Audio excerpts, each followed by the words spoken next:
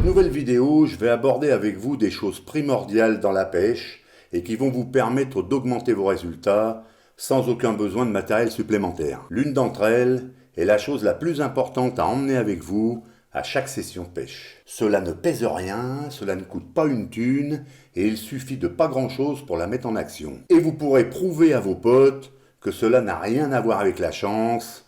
Enfin, pour ce qui est de la chance, on en parlera à la fin de la vidéo. Je vous laisse 15 secondes et je vais certainement booster vos prochaines sessions.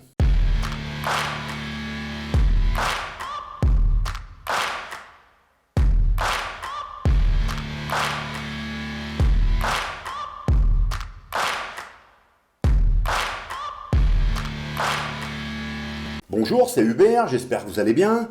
Lorsqu'on a une session de prévue et que l'on échafaude des plans, on est toujours dans l'euphorie positive et aucun d'entre nous ne part en session en étant sur une défaite. Le problème est que cela ne se passe pas très souvent comme prévu et que lorsqu'on arrive sur le poste, on met cela sur le compte d'un seul paramètre et la phrase qui revient le plus souvent, « Putain, on n'a pas de cul hein. ». Et à partir de ce moment-là, elles sont bien loin les montées d'adrénaline de la préparation de session. Alors même après de nombreuses années au bord de l'eau, ne croyez pas que l'expérience va vous maintenir un mental de fou. Quelquefois, on a aussi la tête dans le sac, surtout si cette expérience ne nous permet pas de contrer le paramètre qui fait que ça ne veut pas. La confiance est le principal moteur de notre pêche. C'est la seule chose qui n'est pas matérialisable, mais qui devance de très loin tout ce que l'on décharge de la voiture pour notre partie de pêche. Vous pouvez amener tout le matos que vous voulez, tous les appâts les meilleurs du marché, être sur le meilleur poste du lac. Si vous n'avez pas confiance dans le choix de votre spot, de votre approche, de votre stratégie, que ce soit pour l'amorçage, le placement des montages et des éches utilisées, votre session va être catastrophique en tout point. Vous allez faire la girouette, changer sans arrêt de tout ce que je viens de vous énumérer, sans vraiment savoir pourquoi. Et vous allez tellement vous disperser que vous allez flinguer votre partie de pêche alors qu'elle aurait pu être magnifique. Je sais qu'il est difficile par exemple d'avoir fait 300 bornes et de trouver des conditions hors normes auxquelles vous n'aviez pas vraiment pensé. Et que de ce fait, tout votre imaginaire sur le déroulement de votre session va être mis en miettes. Cela nous est arrivé avec mon ami Florent au mois d'avril. Après avoir fait environ 3000 bornes pour pêcher à Binelwidan, nous avions tout prévu, sauf le fait que depuis ma dernière visite, il manquerait 32 mètres d'eau. Le choc passé, il faut reprendre confiance et se dire que ça va le faire et échafauder de nouvelles stratégies. Et au final, ça a payé. La vidéo va être en ligne cet été. Mais attention, la confiance s'arrête aux critères que je vous ai énoncés ou qui complètent le côté technique de la chose. Rien à voir avec la confiance en soi que certains prônent sur le net pour réussir à la pêche. Cela n'est qu'une incompréhension totale de la pêche en général. Avoir confiance en soi est valable dans plein de domaines de la vie courante pour être sûr de réussir, mais pas dans la pêche.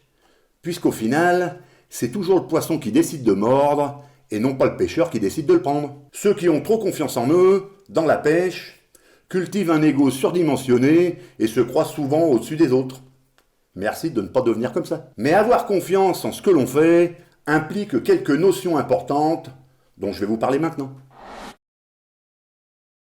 Lorsque vous partez à la pêche sur un lieu que vous ne connaissez pas de conclusion hâtive, tant que vous n'avez pas mis les pieds sur le poste. Analysez, sondez, observez et posez-vous pour réfléchir à la stratégie que vous allez mettre en place. La précipitation est l'ennemi de la pêche. Vouloir de suite amorcer et pêcher sur ce spot parce que visuellement il vous attire l'œil n'est pas un gage de réussite. Pour la bonne et simple raison que tous les pêcheurs qui sont passés sur ce poste ont certainement fait la même chose. Alors oui, il y aura toujours votre pote qui en arrivant sur le poste juste avant la nuit et qui vous dit « Oh, je vais pas me prendre la tête, demain il fera jour » et qui balance 3 cannes à l'arrache devant lui et qui, à 3 heures du mat, vous réveille pour vous dire qu'il vient de mettre au sac un cochon. Là, pour le coup, je ne sais pas si ce moment de vie est à mettre ici, pourtant je suis sûr que ça parle à beaucoup d'entre vous. Non pas qu'on ait le même pote, mais on en a tous un comme ça. Il n'avait pas le temps de sonder, mais est-ce de la précipitation? J'aurais peut-être pu le placer dans une autre partie de la vidéo, plus en rapport avec sa réussite, je ne sais pas, mais en tout cas une chose est sûre, à ce moment-là, il faut avoir vraiment confiance en ce que l'on a mis en place dans notre pêche, sinon c'est un coup à plier et à se barrer en pleine nuit. Eh bien, l'expérience permet souvent de sortir de situations compliquées, mais cela ne suffit pas quand on ne sait pas comment on l'a acquise, si c'est positivement ou négativement. Je vais revenir sur une situation que j'ai vécue avec un pote. Celui-ci me dit Hub, viens avec moi ce week-end, j'ai trouvé un poste où ça déroule grave, une dinguerie. Effectivement, beaucoup de cartes prises depuis quelque temps. Et lorsqu'on arrive sur le poste, l'activité soi-disant énorme était totalement nulle, et après nos 24 heures de pêche prévues, pas une carte de prise et aucun signe de leur présence. Mon pote est dépité et me dit Putain, c'est pas normal ça, je comprends pas. Ben oui, et une grande majorité des pêcheurs de carpe auront la même réaction. Et pourquoi d'après vous? Lorsque vous êtes en pêche et que tout fonctionne, est-ce que vous vous êtes déjà demandé pourquoi? Non, jamais. Car on est dans une phase où le mental ne joue pas. On est dans une logique où tout ce qui vient est bon à prendre. Et en plus, il arrive même que l'on se lasse parce que cette opulence est en fait mal gérée. On ne cherche pas à savoir si ça vient des appâts, de la technique utilisée, du spot, etc. On ne teste rien de nouveau sur le spot. On ne change pas d'appât, on ne décale pas une canne de quelques mètres juste pour voir si ça apporte un plus ou pas. On ne teste aucune autre technique, ni aucune autre présentation. Non, on prend, c'est tout. Et au final, quand il faut analyser, on sait que dalle. Certains pêcheurs mettent ça sur le compte de leur appât qui font toute la différence. C'est pour ça qu'ensuite, ils croient qu'ils sont magiques et nous cassent la tête dans leur conversation. Le problème est que quand cela fonctionne vraiment bien, notre cerveau est tellement accaparé par le bonheur de la situation que tous les vrais paramètres de cette réussite nous échappent. Et lorsque le lendemain, la donne change, on comprend plus. Parce que ça paraît pas du tout normal que ça se passe comme ça. Or si ça se trouve, c'est peut-être tout à fait normal que ça ne meure pas ici.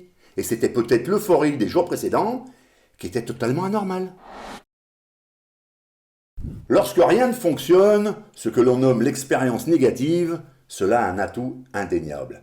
C'est que l'on a le temps, et que l'on passe une bonne partie de ce temps à réfléchir au pourquoi de cette situation. Et même si ça ne permet pas de trouver à chaque fois la solution, cela a le mérite d'obliger à se faire des nœuds au cerveau et de passer en revue la totalité des paramètres en face ce jour-là, et de les aligner pour en faire ressortir des choses qui vont vous servir dans vos prochaines pêches. En fait, l'expérience permet de se poser les bonnes questions et surtout de trouver les réponses du pourquoi on met ça en place, plutôt que ça. Alors loin de moi l'idée de vous dire de ne faire que des capots pour apprendre à pêcher, on est bien d'accord. Mais chaque fois, cela remet les pieds sur terre, et surtout, cela fait un reset sur le cerveau qui permet d'éviter de croire qu'au-dessus de soi, il n'y a plus que le soleil. Le doute est la pire des choses. Il peut être présent sur de nombreuses actions tout au long de votre partie de pêche. Et c'est donc lui qu'il faut virer en premier.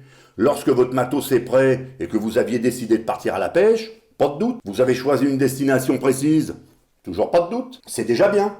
Sauf que ce sont ceux qui sont les moins dangereux pour vous. Là où il ne faut avoir aucun doute, c'est dans votre pêche proprement dite. Être sûr de votre stratégie et de vos appâts. Même si vous devez en changer au cours de votre pêche, pendant une session courte ou longue, rien ne doit être figé. Mais rien ne doit être fait au hasard. Choisissez bien vos bas de ligne, testez vos montages avant de les jeter, contrôlez l'agressivité de ceux-ci, ça je vous l'ai déjà dit la semaine dernière. Pour les èches, quoi que vous mettiez sur votre cheveu, ne doutez pas de leur efficacité. Aucun n'est meilleur que l'autre de façon générale. C'est uniquement le ponctuel qui fait basculer sur un maïs plastique jaune ou un dumble rose. Et dans ce cas, c'est l'adaptation qui prend le relais, mais en aucun cas le doute vis-à-vis de l'un ou de l'autre. Pour le placement des montages, si vous les lancez, soyez sûr de leur arriver sur le spot. Si vous trouvez qu'il est un peu trop à droite ou qu'à l'impact il vous a semblé qu'il peut être mal positionné ou emmêlé, ne cherchez pas. Remontez-le pour le relancer, même s'il vous faut refaire un sac soluble ou un stick, vous allez perdre 30 minutes,